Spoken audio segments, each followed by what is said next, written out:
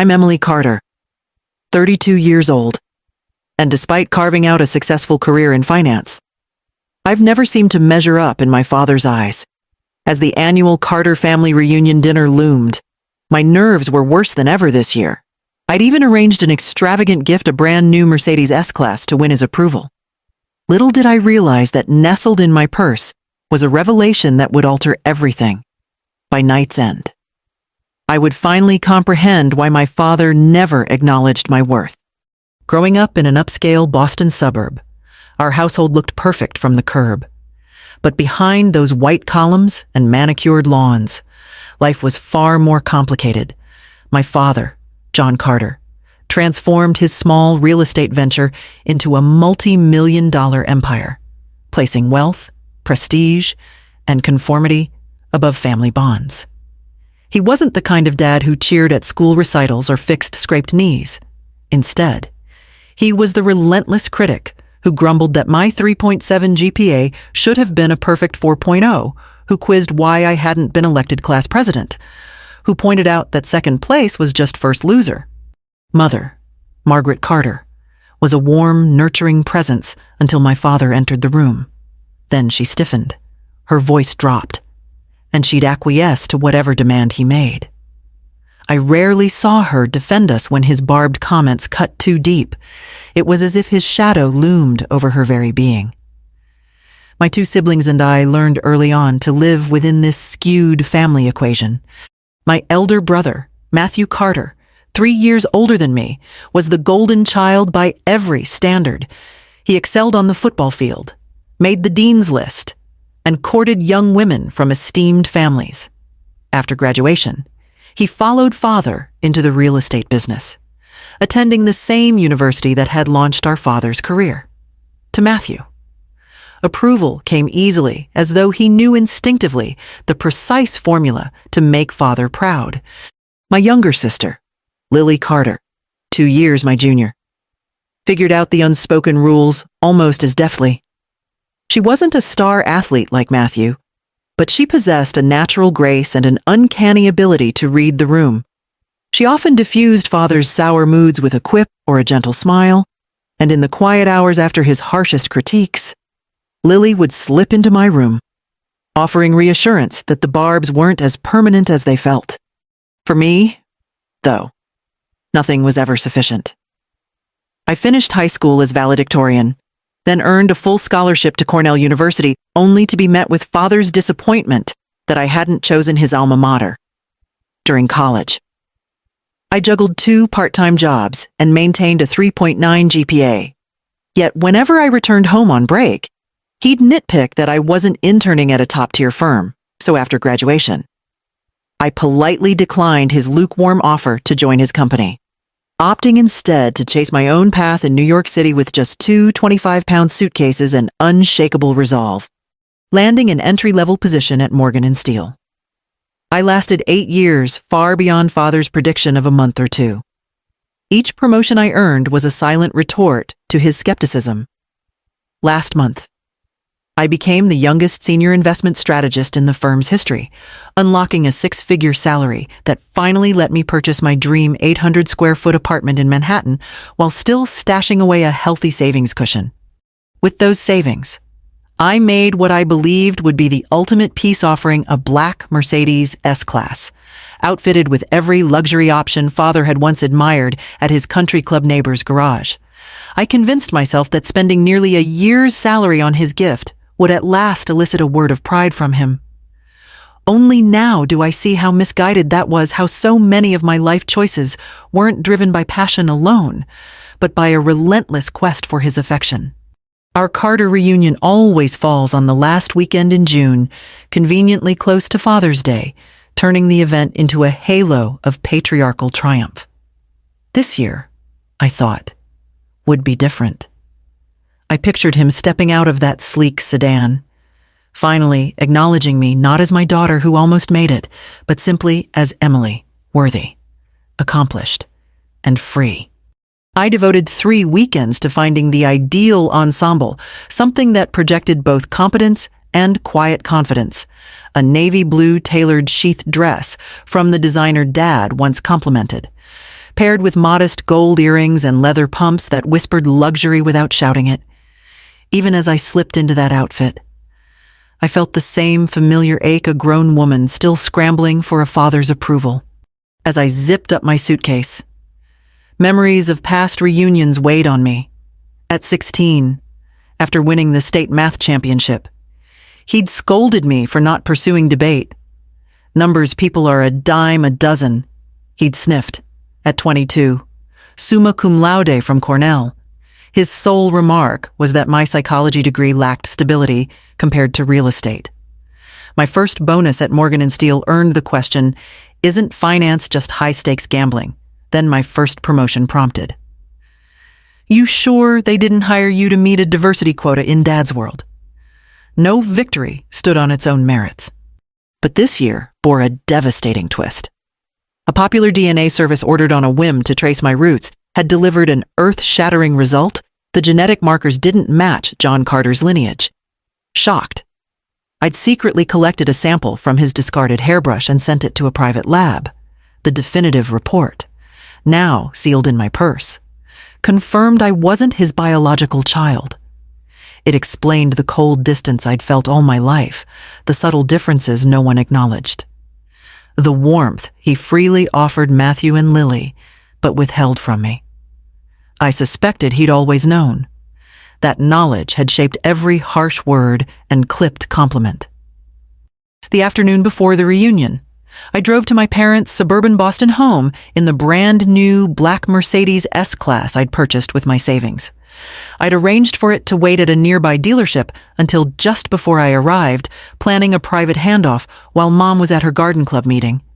When John opened the door in crisp khaki trousers and a pressed polo more corporate CEO than retiree, he looked at me as though I were 5 minutes early for a board meeting.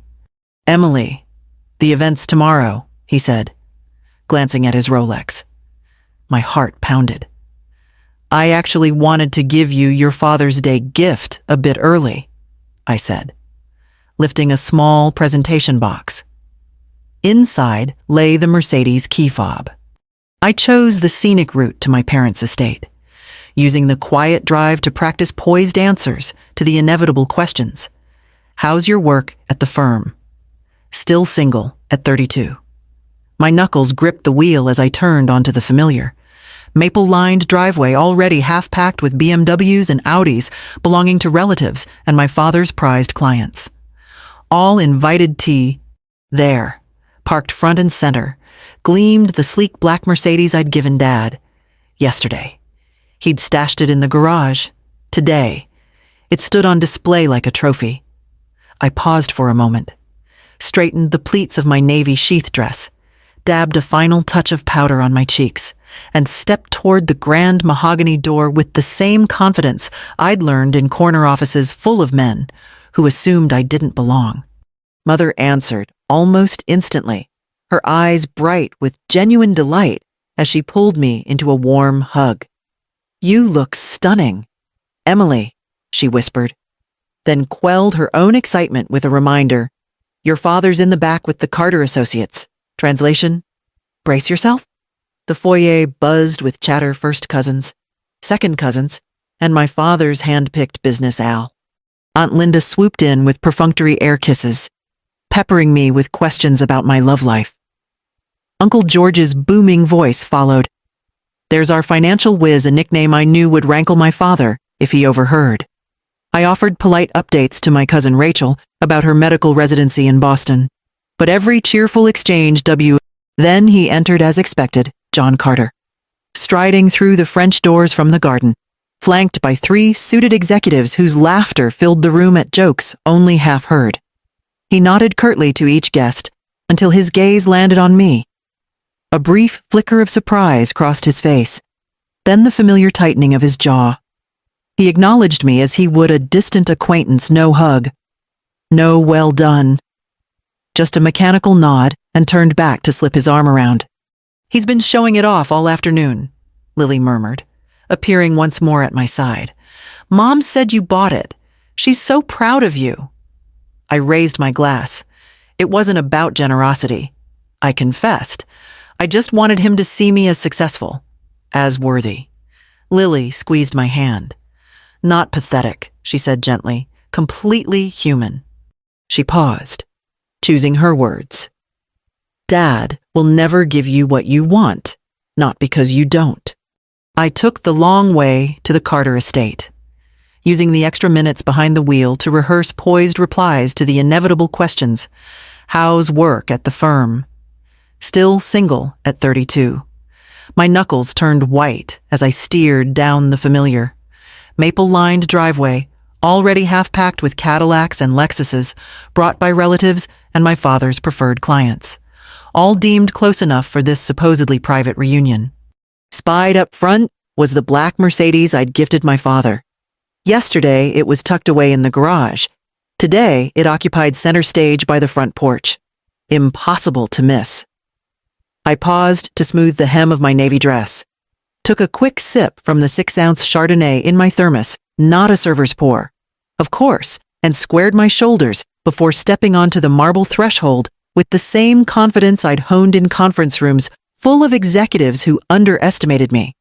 Mother greeted me at once, wrapping me in a hug that felt as warm as sunlit spring. You look radiant. Eliza, she breathed, then dropped her voice. Your father's out back with Mr. Peterson and the Andrews group. Translation, brace yourself. Inside. The formal living room bustled around its grand piano and velvet settees, my father's chosen decor, his only domain where Mother dared solicit his opinion.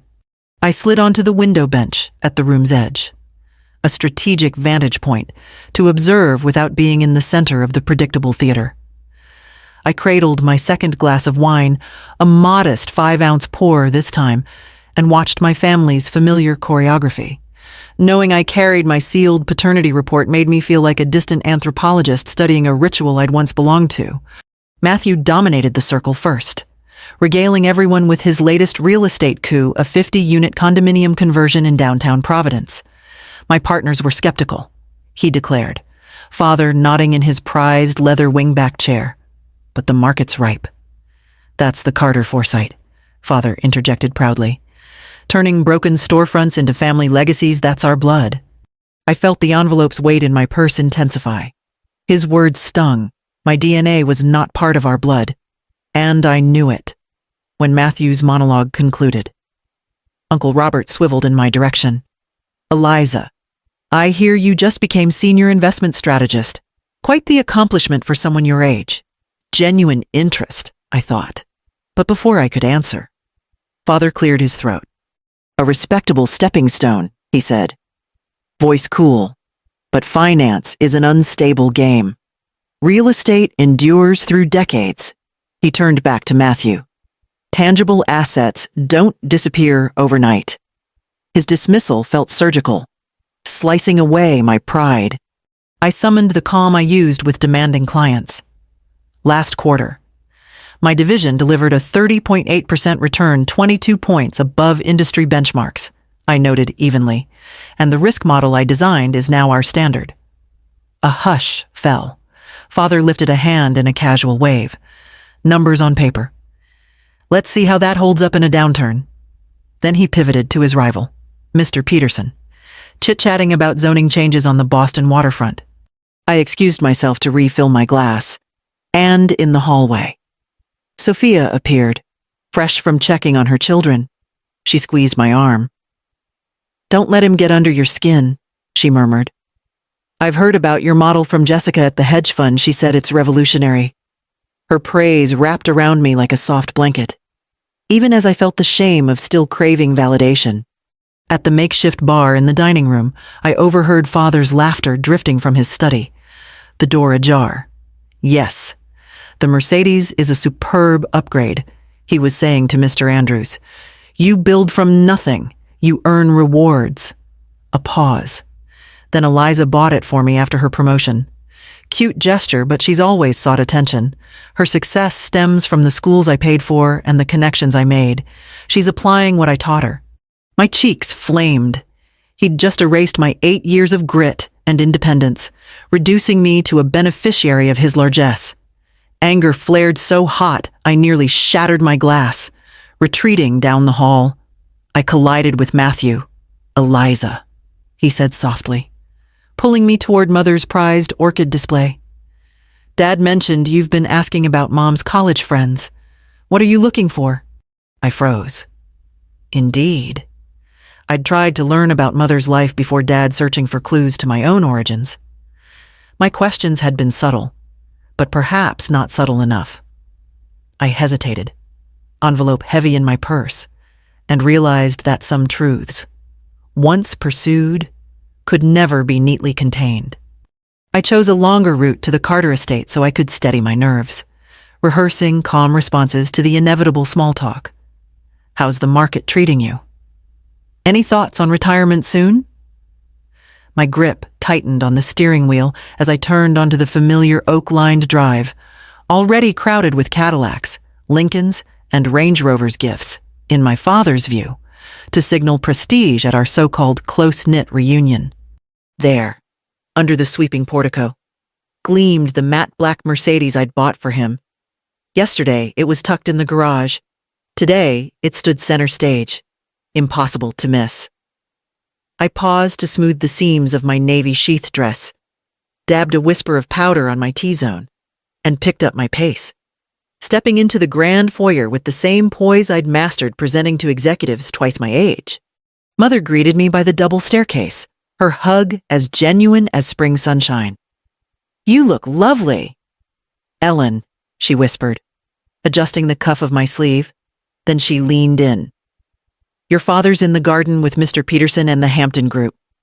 In other words, prepare for impact. I slipped past cousins and father's business associates, some treated like family. Others kept at arm's length toward a cushioned window seat where I could observe the familiar choreography. I settled with a 5-ounce pour of Chardonnay in hand and watched Matthew take the spotlight. He recounted his latest condo conversion in downtown Providence. Risky at first, he admitted. But watch these sale prices. From his leather armchair, Father beamed. That's the Carter vision turning vacant shells into lasting legacies, he declared. The irony hit me like a slap legacy, yet my sealed DNA report, tucked in my purse, proved I wasn't one of us by blood. When Matthew finished, Uncle Robert turned to me. Ellen, congratulations. Senior investment strategist at Sterling & Cole. Right. That's remarkable. Before I could respond, Father interjected, cool as ever, a solid position, but finance can crumble overnight. Real estate endures generations. He looked to Mr. Peterson, asking about zoning changes along the Charles River, and effectively buried my achievement under bricks and mortar. I excused myself for a refill and found Sophia in the hallway, checking on her grandchildren. She pressed my hand. Don't mind him, she said softly. I heard about your risk model, Jessica, at our old country club, said it's groundbreaking. Her encouragement was a warm embrace, even as I felt the old ache of craving approval. In the adjoining study, I caught Father's voice booming. Yes, the Mercedes is a fine upgrade. You earn these luxuries when you build from nothing. He chuckled. Ellen bought it for me, her grand gesture after that promotion. But honestly, she's always sought attention, her success, thanks to the private schools, college connections, and business savvy I provided. My chest tightened. 8 years of independence reduced to a footnote in his self-aggrandizement. I drifted back to the main hall, and Matthew intercepted me near the prized orchid display. Ellen, I hear you've been asking Mom about her college days. His tone was gentle but firm. What are you digging for? I swallowed. Yes. I'd probed Mother, looking for clues about my own past. I imagined the envelope in my purse throbbing like a hidden bomb. Dinner was announced, and I followed the procession into the formal dining room, a cavernous space with a mahogany table seating 20. Ancestral portraits judging us from the walls. Mother had arranged crystal flutes and sterling silver flatware with meticulous care. Name cards placing me at the table's far end, beside a distant cousin and a junior associate. At the head, Father raised his glass. Welcome, everyone, he began, voice rich with practiced charm. He toasted Matthew's expansion of the Riverside project, then praised Sophia's service on the hospital board. Finally, he lifted his glass toward me, and to Ellen, pursuing ambition in a world that's never been easy. I held my breath. The pause that followed was pregnant with meaning, but no warm applause came, only polite clinks of crystal as Mother squeezed my hand, sorrow in her eyes. As courses progressed, pan-seared scallops, beef Wellington, and a flourish of lemon soufflé. Father steered every discussion back to his domain's property markets, local politics, and sports triumphs from Matthew's college days. When Mother tried to mention my promotion, Father smoothly interrupted, speaking of markets. "Robert, what do you think of this Fed rate forecast?" He'd erased her effort without missing a beat. By dessert, I realized I couldn't continue this performance. The envelope's weight felt unbearable, an option I promised myself I'd never use. I straightened my shoulders, steadying my voice for the final act, as Father rose for his trademark post-dinner address. I knew one truth more clearly than ever: seeking his approval was a path I could no longer follow. I could feel my face burn, then go numb. As every gaze in the dining room shifted to me, some eyebrows raised in shock. Others softened with pity, and a few glinted with morbid curiosity. Father didn't miss a beat, continuing as though he'd merely quipped about the weather. Some people define success by titles and paychecks, flashy on paper but hollow in reality. True achievement comes from honoring family traditions, building on solid ground instead of chasing fleeting accolades. His words dripped with calculated vagueness, but everyone knew exactly whom he meant. Mother went pale, her knuckles whitening as she gripped her napkin. Matthew sat back with a smug grin, while Sophia's shoulders slumped in mortification. Cousin Rachel reached over her husband's arm to squeeze my hand, silent solidarity, but I barely noticed. All I could see was Father, sitting at the head of the mahogany table, confirming what my sealed DNA report in my purse had already revealed: I was an outsider. For what felt like an eternity, I froze. Hot blood pulsed through my ears. My throat tightened, and my heart hammered in protest. Flashbacks raced through my mind, each past remark reframing my successes as unworthy, each achievement dismissed as lucky or unearned. 32 years of hearing that I wasn't enough. And now, at this very moment, the proof lay hidden in my bag, the envelope that could explain it all. Father wrapped up his speech with a hollow plea for family unity, his words ringing disastrously false. A switch flipped inside me, severing the thread that bound me to the desperate child who had spent her life seeking his approval. The envelope shifted in my purse from a burden to a key unlocking my cage, expecting tears or a hasty retreat. The room held its breath as I stood. The hush was absolute, forks pausing midair, every eye tracking my steady ascent from the cushioned seat. My champagne flute remained untouched, a clear sign I wouldn't join in his toast. I smoothed the hem of my navy sheath dress, surprised by the calm that had replaced my earlier turmoil. I took a measured breath. "Thank you, Father, for that revealing speech," I began, my voice steady and clear, trained by years of presenting to skeptical boards. "For 32 years, I have strived to earn your approval, only to find that your standards shifted just out of reach. I now understand why this room fell silent. You never intended to welcome me as an equal." I paused, letting the silence settle. Mother's face had drained of color. Father's eyes narrowed in that familiar way.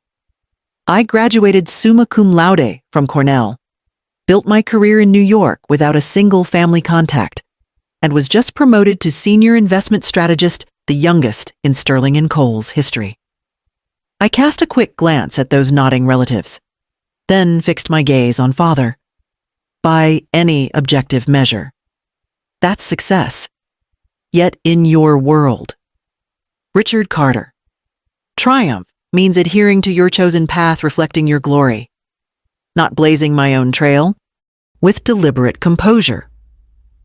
I reached into my purse and drew out the sealed envelope. I also bought you the Mercedes, I said, placing the car key cards on the table by the envelope. Not because you needed it or deserved it, but because I still clung to the childish hope that one grand gesture might close the distance between us. I set the envelope in the center of the table. Inside are the results of a paternity test. It confirms what I've felt all my life, that I am not your biological daughter. Perhaps now you'll see why your affection always felt conditional. A collective gasp rippled through the guests.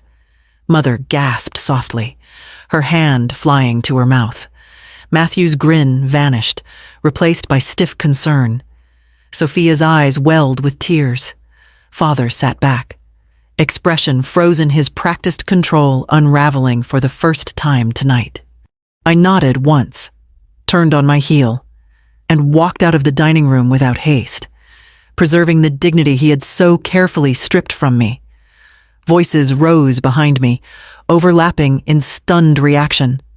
I didn't look back. Outside, the evening air was cool against my flushed skin. Lanterns cast warm pools of light along the flagstone path.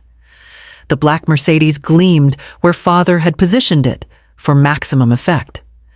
Its polished finish a reminder of all I'd tried to buy: acceptance, love, belonging. I held the spare key fob, its buttons waiting, without overthinking. I pressed unlock, and the car chimed in a single, clear note. Sliding into the driver's seat, I inhaled the new leather scent mixed with a faint trace of Father's cologne. The engine purred to life, its refined power exact and unflinching, an echo of the independence I'd finally reclaimed. Through the windshield, I saw Father's silhouette at the doorway, the envelope in his hand. His voice lost in the night air as I shifted into drive. Reversing down the driveway, I felt a weight lift from my shoulders. As the Matthews estate receded in the rearview mirror, I realized that leaving wasn't just a physical act. It was the final step in freeing myself from 32 years of unearned expectations. My dashboard lit up with incoming calls from Sophia, then James, Mother, and a handful of cousins' digital evidence of the chaos I'd unleashed. I muted the ring, but kept the phone active, craving confirmation of the fallout even if I wasn't ready to face it. As I merged onto I-93 toward downtown Boston, I stole a glance in the rearview mirror and saw my father, Richard Matthews, sprinting into the road, his composed mask shattered, arms flung skyward in a raw scream that stripped him of the patriarchal poise he'd worn for decades. The sight seared itself into my mind as I accelerated away, knowing my life had just fractured beyond repair. 30 minutes later, I checked into a modest hotel near Faneuil Hall. 17 missed calls, 29 texts. Sophia's messages evolved from, "What happened to Dad is ranting. Mom locked herself away. James threatens legal action over the Mercedes." Mother's voicemails began serenely. "Eliza, call me when you can," and ended in tears. "This can't be real. Come home so we can talk." James fired off 2 terse texts, demanding I return Dad's property immediately and retract these disgusting claims. Their reactions fit exactly the roles they'd always played: James the protector of inheritance, Sophia the reluctant Emmy. Sitting on the edge of the bed, I held my phone like a lifeline. The paternity test I'd ordered on impulse after a recreational DNA kit flagged mismatches had confirmed what a deep intuition had known: Richard wasn't my biological father. The emotional distance he'd maintained over 32 years was born of that secret he'd never acknowledged. The Matthews family image, meticulously curated, was now unraveling in real time under the weight of scientific fact. Nearly 2 hours later, I called Sophia back. She whispered from a secluded room at the estate, her voice trembling. "I'm okay," I said. "Careful." "What happened after I left?" She exhaled. Dad read the envelope at the table, stared at it for 30 seconds, then roared for Mom. They disappeared together for 10 minutes. When he came out looking for you and saw the car gone, he completely lost it. I've never seen him like that. Eliza. Treating it like a case study helped me maintain emotional distance even as my world crumbled. When I asked about Mother, Sophia's voice broke. She's locked in the master bedroom, won't see anyone. The guests left ears. Sometimes the hardest lessons come wrapped in our greatest shocks. I discovered last week that the man who raised me wasn't my biological father, and in the same breath, I learned that years of striving for his approval were never going to fill the empty space I felt inside. That revelation stung like cold rain on a June morning, yet it also cracked open a door to freedom I didn't know existed. For decades, I measured my worth against shifting family expectations, titles earned, gifts purchased, milestones ticked off. Each well done I craved was tethered to someone else's defining standard of success. But the moment I stepped away literally into my own car and figuratively into my own life, I realized true validation can only come from within. Authenticity isn't a gift, it's a choice. It means setting aside others' scripts and writing your own story, one that honors your resilience and values your own achievements. At the hotel overlooking Boston Harbor, I finally allowed myself to feel proud of the woman I'd become, a top strategist who built her career without nepotism, a daughter who reclaimed her self-worth. If you've ever felt defined by someone else's expectations, whether family, friends, or society, take heart. Your worth isn't negotiable, and your story deserves to be told on your terms. Share your own journey in the comments below. What's one moment that changed how you see your value? And if this message resonated, please hit like and subscribe for more honest conversations about building a life of genuine fulfillment. Your voice matters here. Let's uplift each other.